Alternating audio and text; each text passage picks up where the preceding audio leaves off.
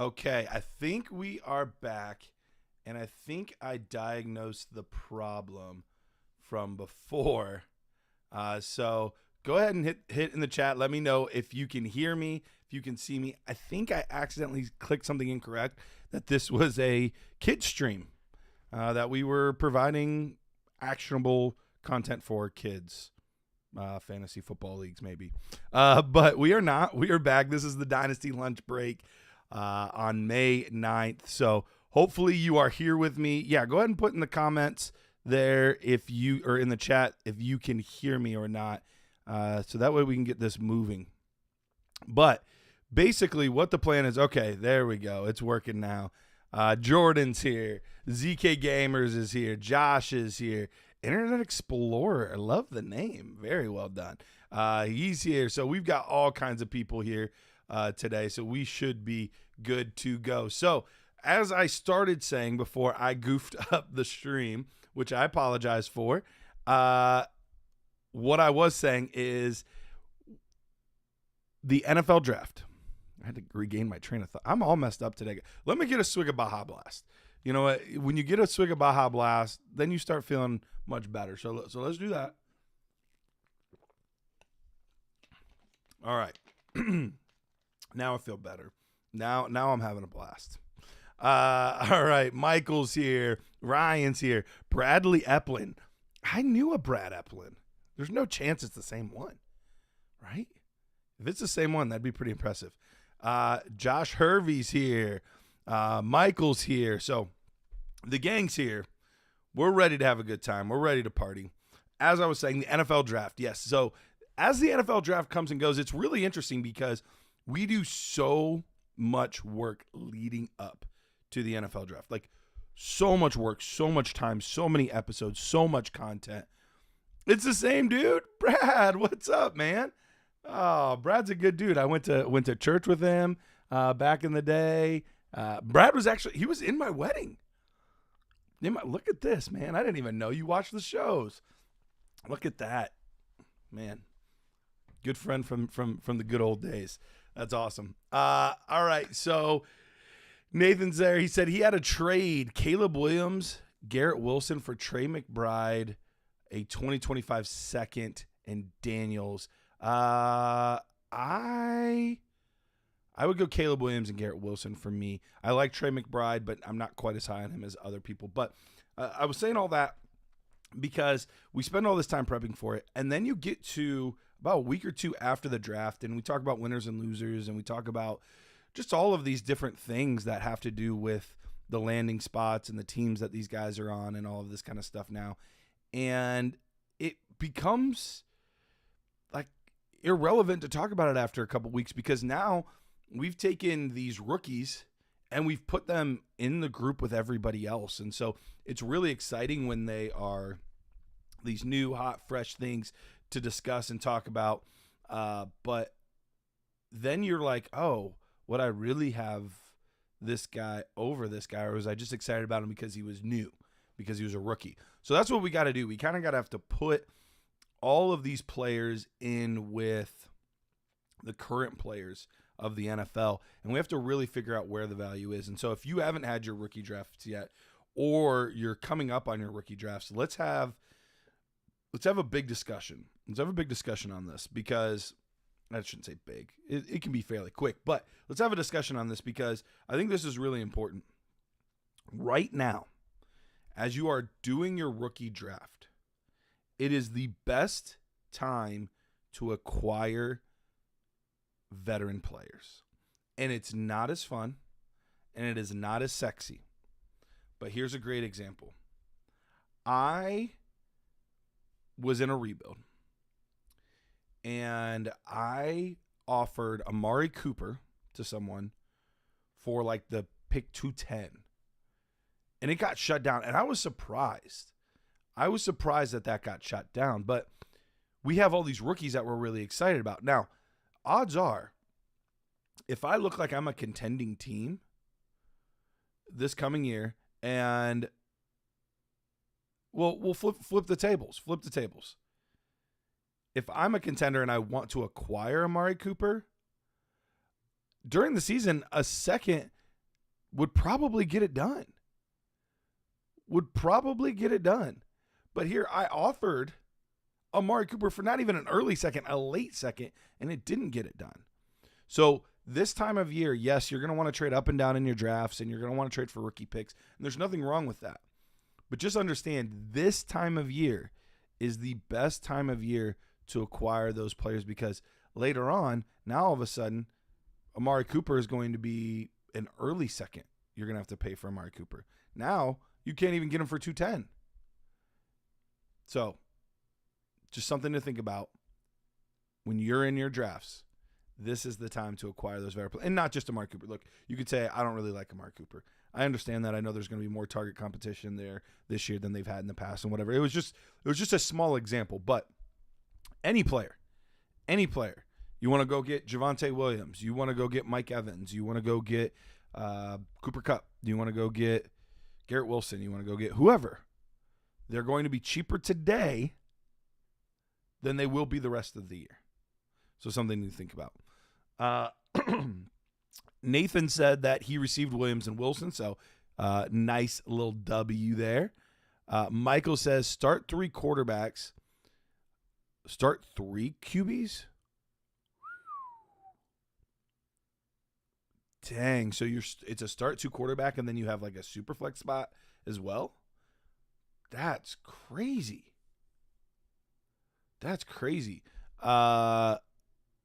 So start 3 QBs, Harrison Jr. or Drake May in a 25 first.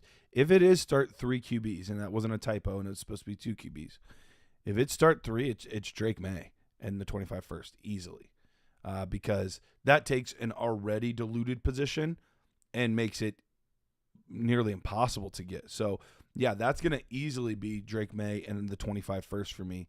3 super flex spots. So, yeah, for me, it's Drake May and the 25 first. Absolutely. Josh has been saying he's been getting Odunze at the 1.7 to 1.9 range. So, fantastic value for Odunze.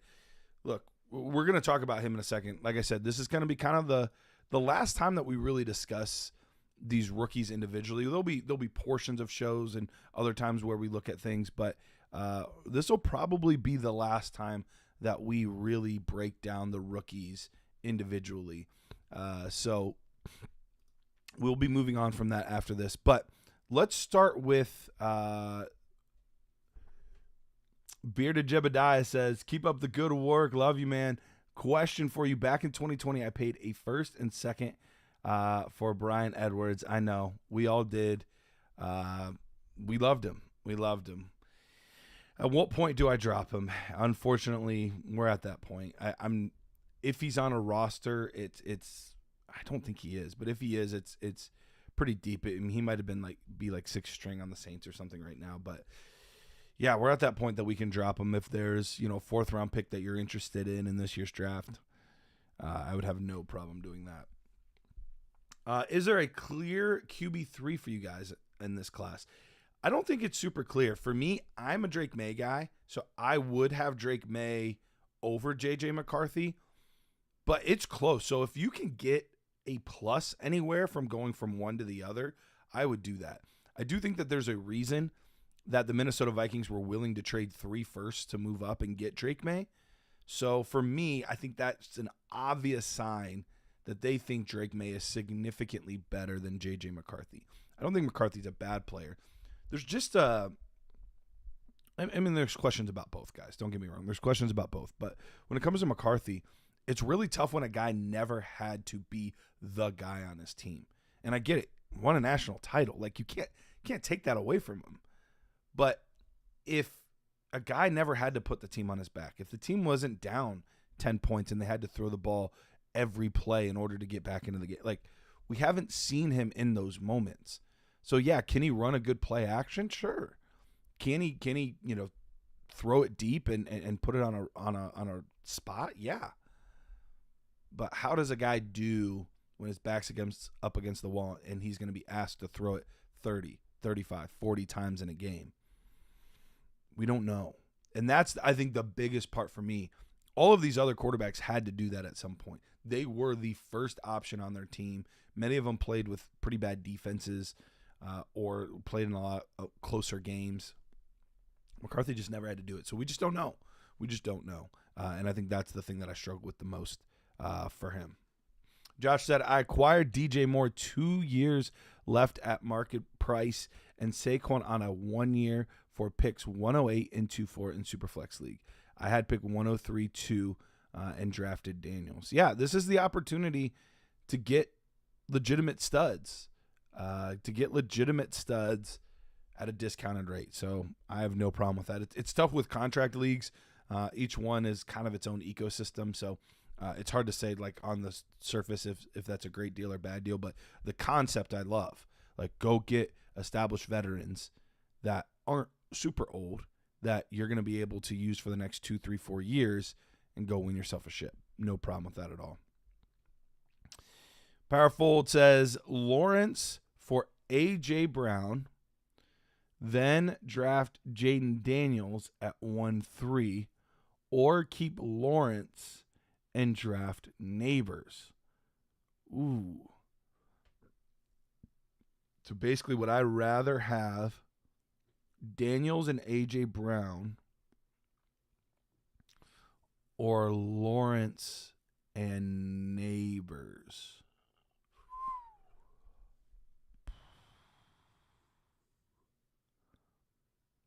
That's a really good one. Chat, I'm curious what you guys think on that. Lawrence and A.J. Brown. Lawrence and Neighbors or Daniels and A.J. Brown. I lean Daniels and A.J. Brown, but I'm tempted by the youth side to kind of reset at wide receiver because, A.J. Brown's not old, but he's in his prime right now. So you've got 3, 4 really good years probably out of him, and then he's not going to be worth much anymore. So to get to reset and now get 7, 8 years at a receiver, that is pretty tempting. But Lawrence has just been such a disappointment for me so far. And Daniels could be too. Daniels absolutely could be too. I don't see a scenario that's super likely with Malik Neighbors just completely busting. But Daniels just has such good upside. I think, I lean Daniels and A.J. Brown, but it's close. It looks like the chat overall agrees. Josh saying A.J. Brown and Daniels. My boy J-Wax saying Daniels and Brown. Daniels and Brown for Nathan.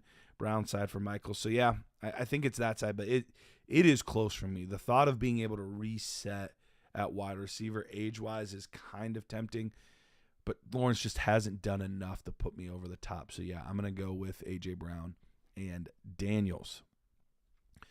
All right. Let's see. Nathan said, thoughts on Jermaine Burton in Cincy? I feel like with T potentially leaving and him going in the 3rd round is kind of crazy. I talked about this in one of my most recent YouTube videos, and obviously you guys are here on YouTube hanging out. If you guys haven't subscribed, if you're here and you have not subscribed to the Dynasty Nerds YouTube page, please subscribe. Every subscriber helps. We're busting out content constantly. I literally just had an interview yesterday with Connor Rogers that's going to be posted tomorrow. Awesome interview talking about this running back class. He had some really, really good thoughts, and he's one of the few guys that is in both the Dynasty space and in the NFL draft space. He did stuff for Bleacher Report on the NFL draft for years. He's played in a personal Dynasty league with me for the past 4 or 5 seasons. He's now doing that fantasy football show with Matthew Berry, still doing the PFF Stock Exchange show with Trevor Sikkema. So just a really smart dude, crushes his content. So he had some really good thoughts. So we have all kinds of stuff that we're constantly pumping out. So please make sure that you're watching, subscribing, all of that kind of stuff. But I get all that back to get back to Jermaine Burton. When I talked about guys that were sleepers, I mentioned that he is arguably my favorite sleeper in this class. I don't understand why he's going mid to late 3rd round in a lot of drafts. Now, I feel like recently people are starting to catch on and his ADP is climbing a little bit, But I truly don't. I do not understand why he is going in the mid to late third round. You have a guy that was taken with third round draft capital, which is very solid. We see freaking Troy Franklin, who was taken with fourth round draft capital, sneak into the second at times, which is asinine to me. But regardless, third round draft capital, middle of the third round, or was it early third round? I forget. Actually, I can look right now. Let's see. Wide receiver. He was taken pick 16. So yeah, dead center of the third round. But when you look at talent, he was my seventh or eighth rated player nerd score wise. So he cracked the top 10 in a very, very good class. And he lands in a situation that is just super, super tantalizing. T. Higgins likely gone either this year or next year. And there's nobody, and Tyler Boyd's not there anymore. So there's nobody else there to even have a shot at taking other targets, really. Unless you expect Mike Gesicki or Eric All, like, they've got to get somebody else in there. Jermaine Burton has the skill set. He can play outside. He can play in the slot. Look, I get some of the off-the-field stuff, and that was baked into his draft capital. Because I think without that, I think he's early to mid-second round. That's really where I believe, talent-wise, he should be going. Like, he should have been in the range of Ladd McConkey, Adonai Mitchell. Like, he should have Jalen Polk, which him at the 5th pick is still wild to me, but of the second round. But that's the range that I think he should have been in. He was that talented. So I think he is one of the most slept-on players. And even though his ADP is rising, you could tell me you took him as early as like 2.5, and I would have no issue with it. No issue at all. All right, let's get back to some of these other questions.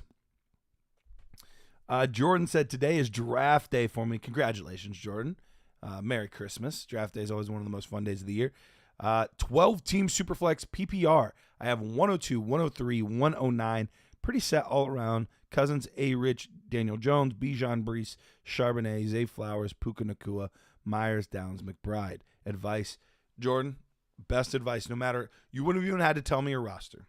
Take the best player on your board. And you do have a fairly, well-balanced team, so it makes it even easier to do that. But take the best player on your board no matter what.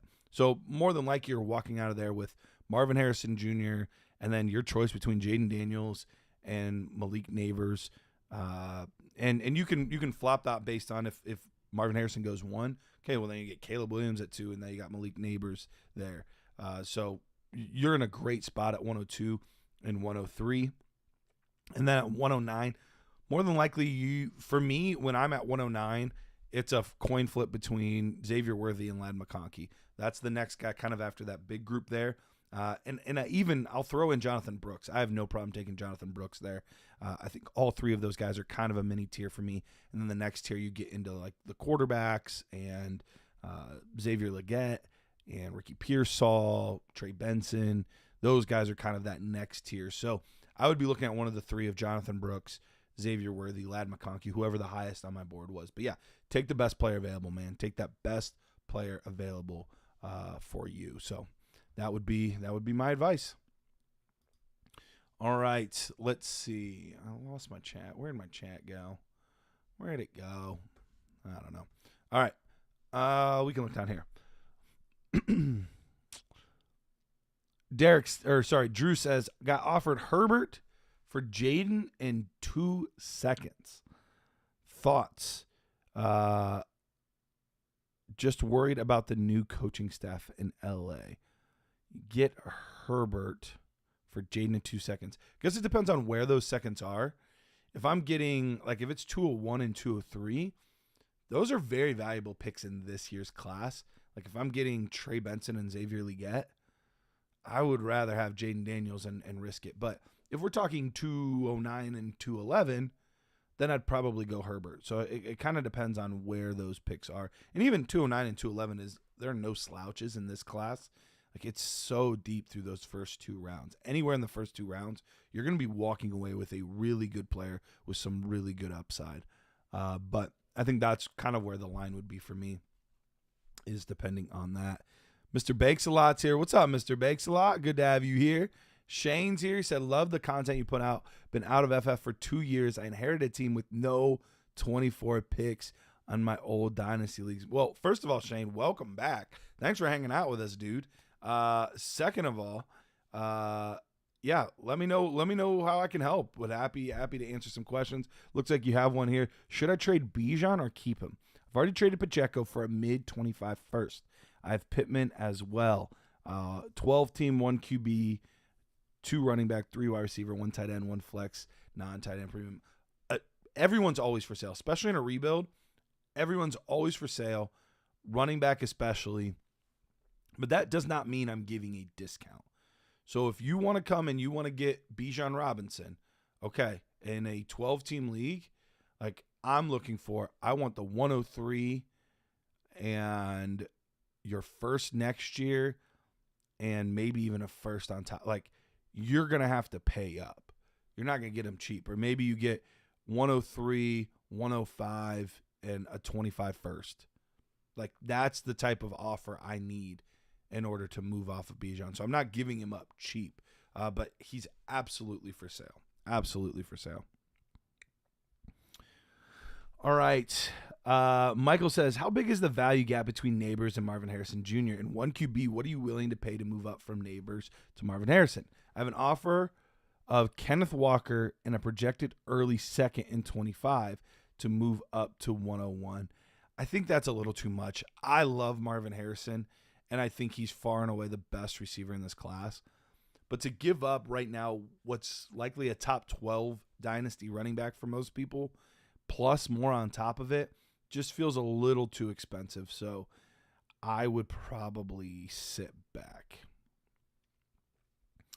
Jebediah says, seeing many analysts saying that they wouldn't touch Penix until the end of the second or beginning of the third round of Superflex. Seems crazy to me. I've been taking him late first, early second over the running backs.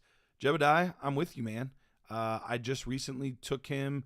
I've been getting him like 10 or 201, 202, like all over the place. All over the place. Literally just a couple minutes ago, took him at the first pick of the second round.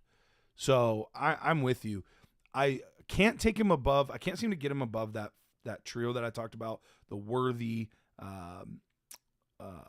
Lad McConkey, and Jonathan Brooks. I can't seem to get myself to take him over those guys. But anything else, like 112 on, I have no issue with taking him there. And in fact, I'm pretty aggressive early in the second round trying to get him. I think, yeah, you're going to have to practice a little bit of patience. But the upside of a guy like Michael Penix in this offense, it's bonkers. It's bonkers. So yeah, I think you're right on, man. Michael said, been loving all of the content you guys have been putting out. Thanks, dude. I really appreciate it. We really have. We've been grinding. We've been grinding. We've been constantly talking about what we're going to be doing, getting more shows. Like I said, we're going to be doing another live show. We're going to be moving to 2 a week here very soon. In fact, I don't know if my boy J-Wack is on here still, but tomorrow we have a meeting kind of going over all the technology needed to do what we want to do. Especially if you're a Nerd Herd member, you're going to love it because it's going to be even more for Nerd Herd than just everybody else. So you're going to absolutely love it. All right. Josh said, even if T. Higgins isn't traded, T. Higgins hasn't been able to stay healthy. That's a great point on Burton. Little late, who we're talking about right now. Yeah, I'm a little behind in the chat, my man. So I'm not sure who we were talking about when you said that, but it looks like Gamers said that we were talking about Burton at that point. Said he hasn't been able to get a share of him yet, but he's at 109, and I've been going with your flavor of Brian Thomas Jr., Ladd, McConkey, and Worthy with that wide receiver room. Yeah, I think that's a good spot. I'm not a big Brian Thomas Jr. guy. I know other people are. I'm not huge on him, but I can understand why people are taking him there. Santos says, does Pittman's value take a hit with A-Rich back? just hitting his prime. I feel like his time to sell was last year. In the games with Anthony Richardson, he performed very well. Obviously, crazy small sample size. So there's only so much you can do with that, but I don't think that he's a must sell. I have no problem selling him, and I can understand the sell high mentality there, just playing it safe. But from the small sample size we got, I didn't see anything that would be overly concerning for Michael Pittman getting Anthony Richardson back. Shane said, I was offered 1.7, 1.11, and 2.8. Should I ask for 25 first? Yeah, King's ransom if you're selling him. Yeah, that's not nearly enough, especially when you're looking at this draft class in a 1 QB. At 1.7, you're looking at let me do the math. I haven't done a 1 QB draft yet this year. I do have one coming up. But that would put basically you're in that Trey Benson type range and there with Xavier Legette. Like a couple of those guys is as much as I like those guys, no, you got to get a lot more. You got to get a lot more for Bijan Robinson. John says Penix at 112 or later is easy money, easy profit, baby. Michael Penix fell to me at 210 in my 14-team Superflex league. In a 14-team league, he fell to 210. So that's basically 212 in most leagues. And the need for quarterback is significantly higher in a 14-team league. I'm shocked that he fell that far.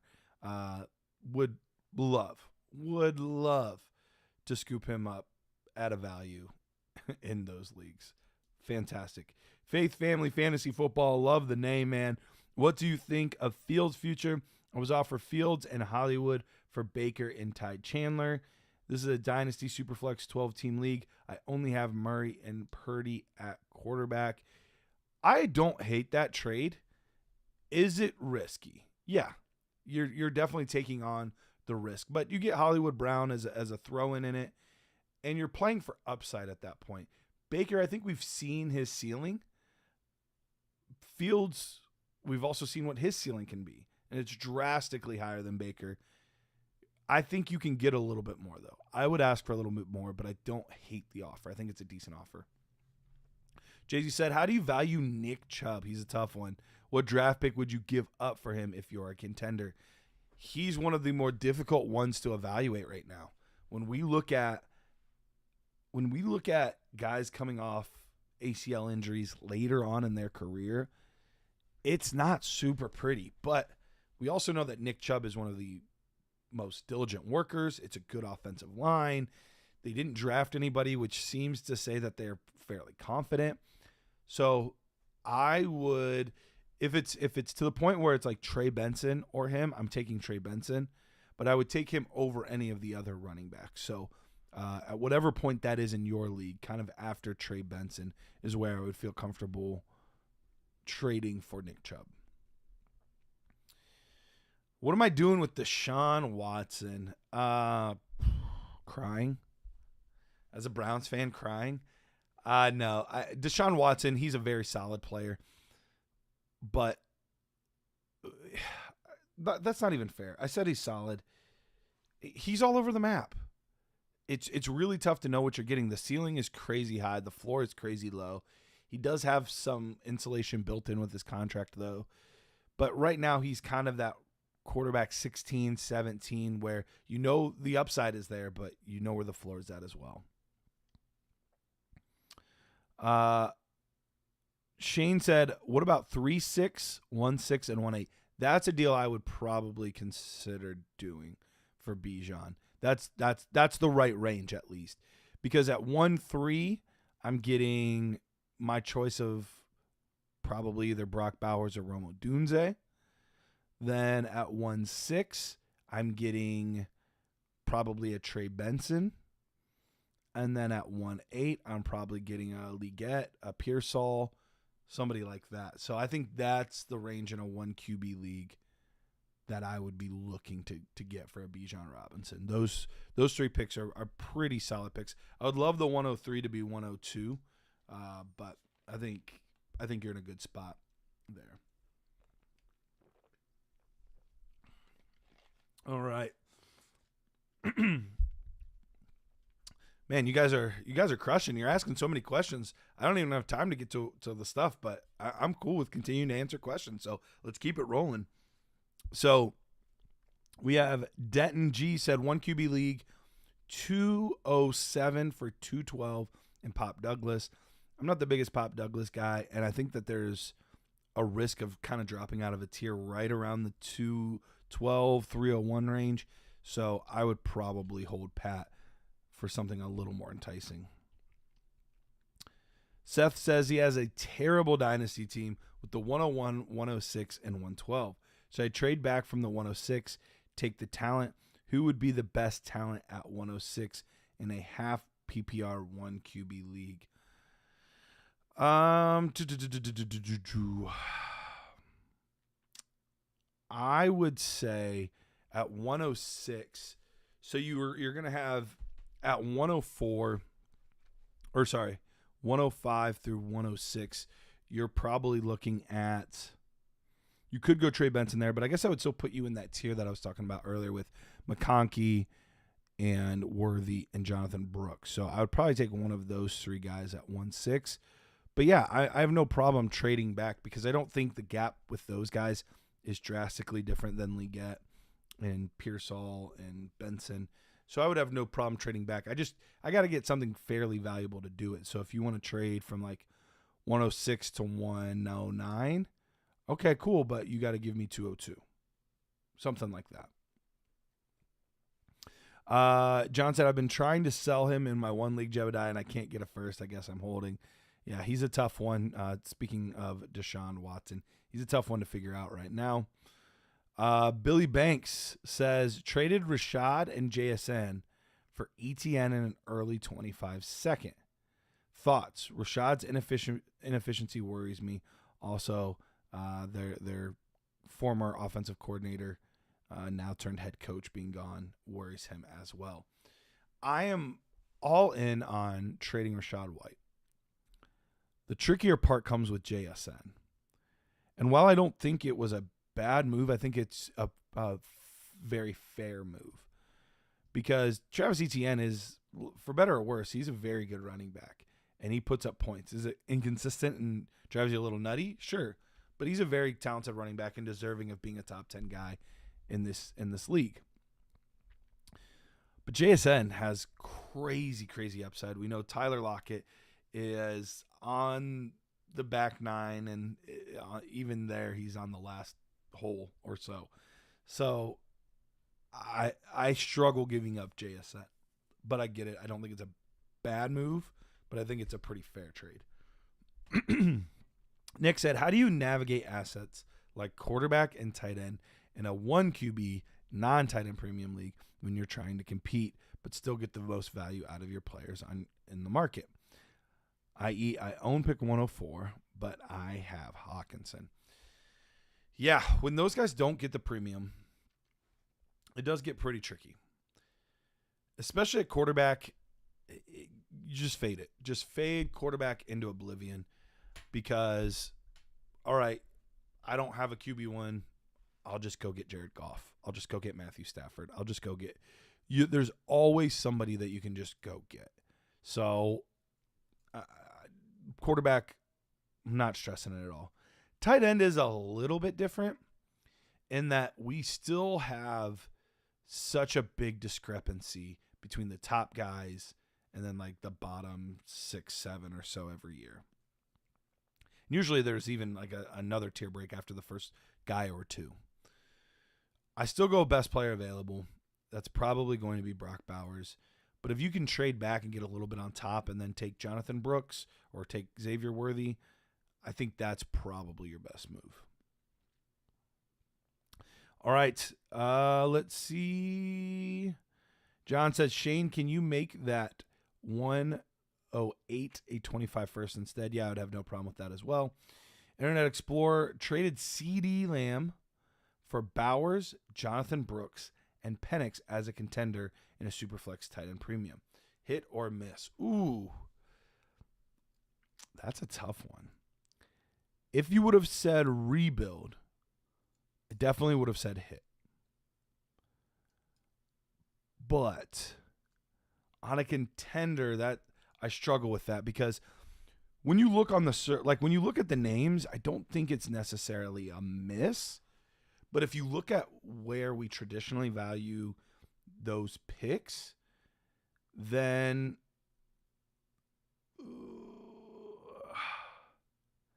like that's more or less 108, 110, and 203 or something like that, which feels a little light in the britches for a CeeDee Lamb. So it's another one that I don't think it's terrible, but I'm not in love with it. But a lot of this is going to depend on, you're spreading, you're taking one asset and you're spreading it into 3 different assets, which is not a bad idea, especially with a guy that's valued as highly as CeeDee Lamb right now. But you've got to hit on at least 2 of those 3. You've got to recoup this cost. You've got to hit on at least 2 of those 3, which I think you will. But that's an absolute must. Mr. Bakes a Lot, that's a Moss for me, Internet Explorer. If you're contending, since the only player in the group that has a chance to play out the gate is Moss. Or is Bowers. Lockett is on the amen corner of round 4 in the Masters. It's almost over. It is. It's absolutely almost over. So let's go ahead and if we have more questions, I will get into more questions. No problem answering more questions. Love, helping you guys out where we can. We do also have a mailbag episode coming up for the Nerd Herd today. It'll be coming out tomorrow for you guys. So we'll get to answer some questions there. And then I have an AMA coming up. So all kinds of goodies coming up here soon where I get to interact with you guys. More live shows. Absolutely. Rex says, I have CJ Stroud, Love, and Caleb Williams. Who should I target in a trade for Caleb Williams? I mean, who do you want? Like, who do you want? You want Amon-Ra? You want Marvin Harrison Jr.? Like, those are the kind of players. We're talking round 1 startup level players. Or do you want to get 2 round 3 type of guys? Do you want to get, Malik Neighbors and Michael Pittman Jr.? Like, you can go after whoever you want. So I would look at my team. Where are my deficiencies? You should probably, if you could, get a third quarterback. So can you get, Matthew Stafford, Malik Neighbors, and a little something on top? Something like that would be the route that I would look to go if I'm moving him. My boy J-Wack, he literally texted me this earlier today. So maybe you guys can help him out more than I did, because the idea I gave him, he's like, yeah, my wife would hate that. But Jared says, do any of you guys have good Mother's Day ideas? Some gifts for Mother's Day to help out the boy Jared Wackerly. Mr. Bakes a Lot, who has the best O-line after rookie drafts? Green Bay? Ooh, that's a good question. I don't know that I have done enough research to really confidently say who has the best O-line. I know Philly took a hit after losing Kelsey, obviously. Cleveland's up there. They have one of the better offensive lines. The Jets retooled their offensive line, but it's a bunch of old guys. So I'm curious to see how that O-line shakes out. So yeah, I would love to give you a solid answer on that, but I just haven't done quite enough research into that to be able to say confidently one way or another. But that's a good question, though. All right, so getting back into kind of the last little bit of our rookie talk. Somebody brought it up earlier, and I want to touch on it a little bit more. Somebody brought up Ricky Pearsall. I don't remember who it was. Maybe it was me. Maybe I brought it up, and now I just want to talk about it. Ricky Pearsall, Xavier Legette. I'm finding these two guys to be really, really fascinating players in our rookie drafts right now. I'm continuously seeing them fall to the mid to late second. And I'm trying to figure out exactly why that is. I get part of it is it's just such a deep class. But also, if we are prioritizing Brian Thomas Jr., if we're prioritizing Xavier Worthy, why are we not doing the same thing with Pearsall and Leggett? I feel like there's this really odd double standard where these guys, first round draft capital, have an opportunity to contribute right away, blah, blah, blah, blah, blah. And then with Pearsall, I get it. Maybe he won't contribute quite as much right away, but Leggett sure will. So why are we so much lower on those two guys than we are Worthy and Brian Thomas Jr.? Is it the priors? Is it how we felt about them as prospects? Because I can understand that. If you had a higher grade pre-draft on one or both of those guys, I could understand that, I guess. So I'm curious. I want to hear from you guys. Why are those guys going significantly lower than their counterparts in the first round? Josh says, I think Leggett and Pearsall, I think I prefer Leggett and Pearsall over Keon Coleman. Just not a fan of Coleman. Man, I put out a video recently on Keon Coleman. The whole video wasn't Coleman. It was just guys that I don't really want to draft in rookie drafts. And Keon Coleman was in there. And Peter cut it up and put it on TikTok. If you enjoy just seeing somebody get absolutely demolished in comments, go over to the TikTok and check out all the people just hating, loathing what I said about Keon Coleman. I mean, I stand by it. I do. I stand by it. In there, he got comps to Jerry Rice. He got comps to Larry Fitzgerald, to Des Bryant.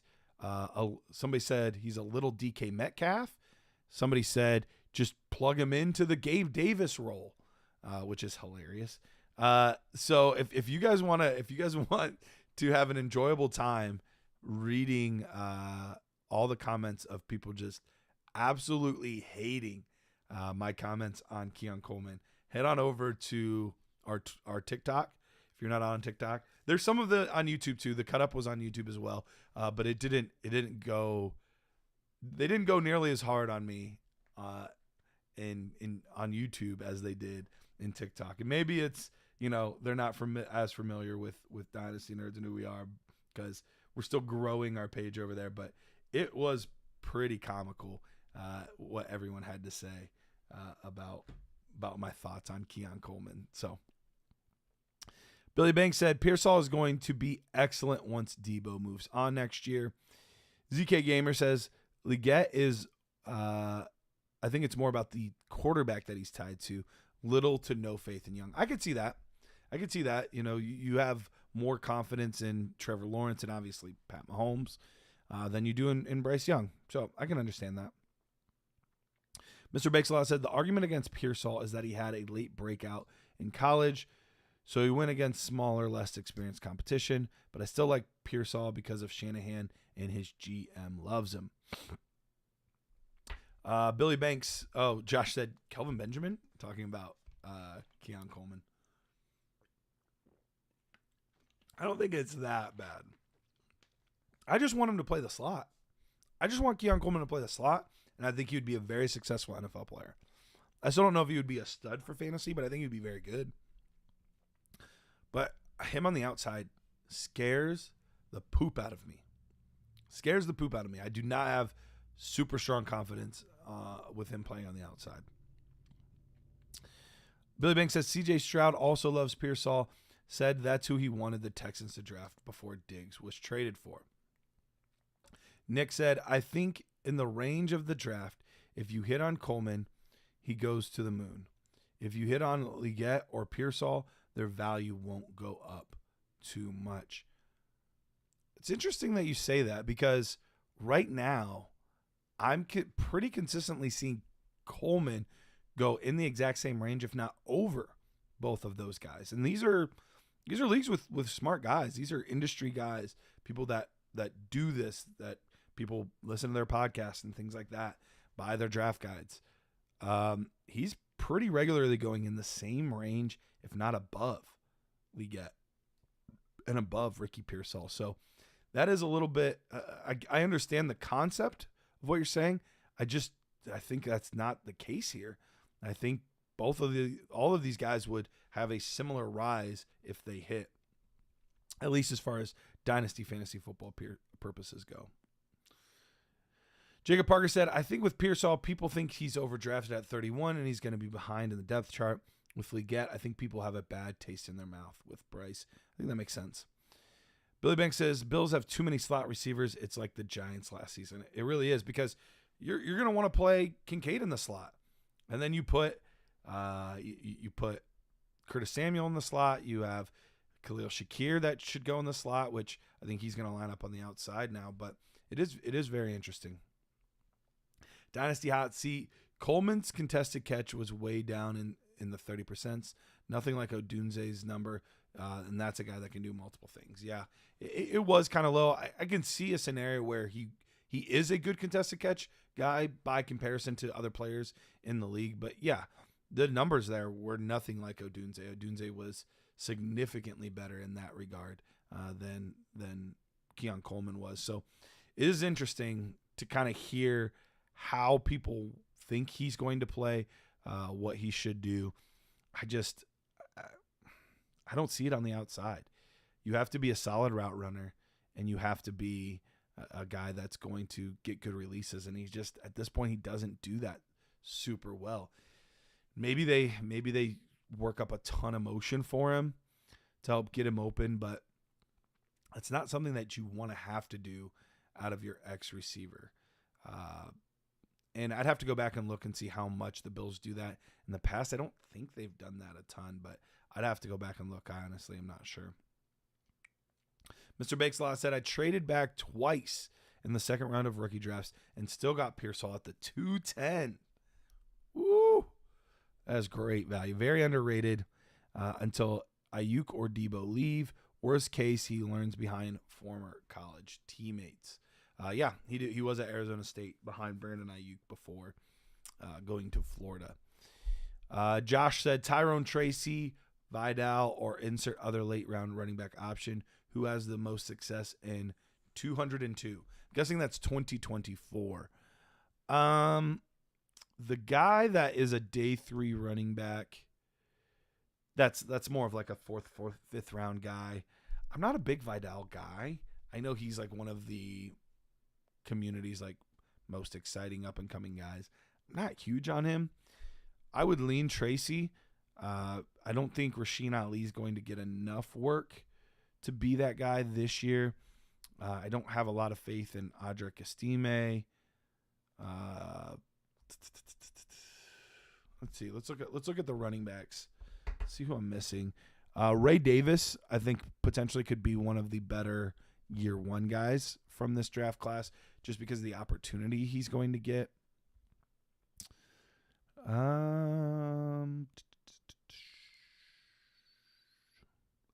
I mean, outside shot for Dylan Laube, possibly. He ended up going to the Raiders, so maybe they use him as their third down back, and it could happen. Billy Banks says Rasheen Ali. I know he's my favorite late round guy. I think he's the most talented late round guy, but I don't necessarily have him the highest in this group for 2024. For beyond, yes, but not necessarily for 2024. Blake Watson getting some. I've been on Blake Watson. You guys have probably seen some of the videos. I did a hot takes one where I talked about him being a running back 2 at some point in his career. So I'm a Blake Watson guy. I like Blake Watson quite a bit. I think he's a really underrated, very talented running back that I'm getting shares of. I'm getting shares of. I've been all about him. So big fan of Blake Watson as well. All right, last question that I have for today. And there's one guy that every time I talk about him, and I think it even encouraged me a little bit more when I was talking with Connor Rogers yesterday.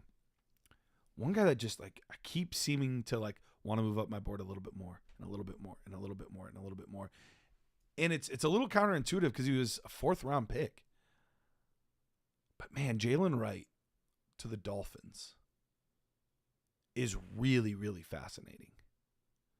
Really, really fascinating. Like, you put him in that Raheem Mostert role. And yes, Mostert's slightly faster, but I mean, Mostert had touchdowns. And even though Jalen Wright is not somebody that I would traditionally put as like a goal line type of back, they seem to have no problem running Mostert, who's not too dissimilar in size. I think Jalen Wright is the replacement there.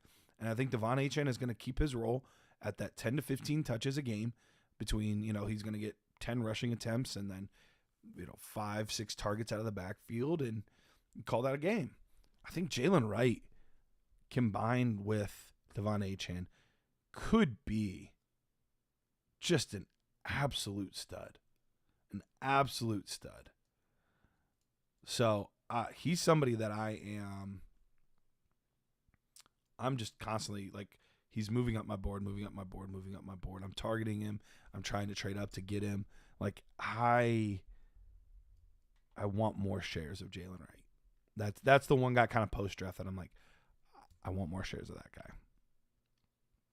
Josh said the other bigger in Buffalo's offense averages about 100 touches a season, and James Cook has quietly become very involved. 100 touches to Davis scares me. It's not a ton of value. Ryan says, what's Penix's trade value in Superflex?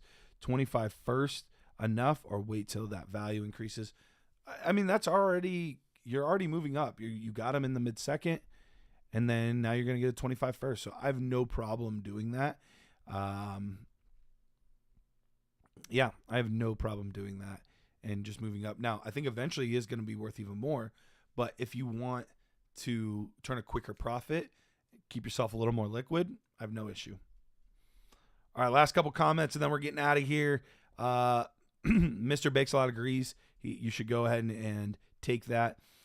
For real, Wright was behind Bijan, I believe, then took over last year. Looks like a good profile. Wright was, I don't think he was in Texas. I don't remember hearing anything about him transferring. I don't think that is true. Yeah, I'd have to look, but I think you're thinking of Jonathan Brooks is what you're thinking of. Billy said, what happened to that offense when Tyreek's gone? Can you spread the opposing D wide enough to give Wright that space he needs to be successful? P.S. I had Wright behind only Benson in my rankings. I think it's really close between Lloyd and Wright. But yeah, that's going to hurt. It's going to hurt, but I think I'm not sure if Tyreek's going away as quick as we think he is. So we will have to wait and see. So guys, thank you so much for hanging out. Post-draft, we've got this live chat going. Had a really good time answering all your questions. Kind of our last truly draft-focused episode. We're going to be moving on to some other things here very soon. So appreciate your guys' time. Thank you so much for hanging out. Real quick, I'll get to Matthew Mitchell's question. He said, great show today, Garrett. How do you feel about Polk's chances in New England? I like him and Baker. I've taken both guys in drafts, and because at the third round or later, you cross your fingers, and either one of them could become the wide receiver one, and it could be very tantalizing. So I think both are values that I'm more than willing to scoop up at this point. So appreciate you guys. Absolutely had a great time today. Wish you guys nothing but the best. Look for an AMA on our Dynasty Nerds Discord if you're not part of the Nerd Herd. What are you doing? Become part of the Nerd Herd as soon as humanly possible. So look for that very, very soon, either today or tomorrow. Lots of other good content coming out, more live shows. So I appreciate you guys.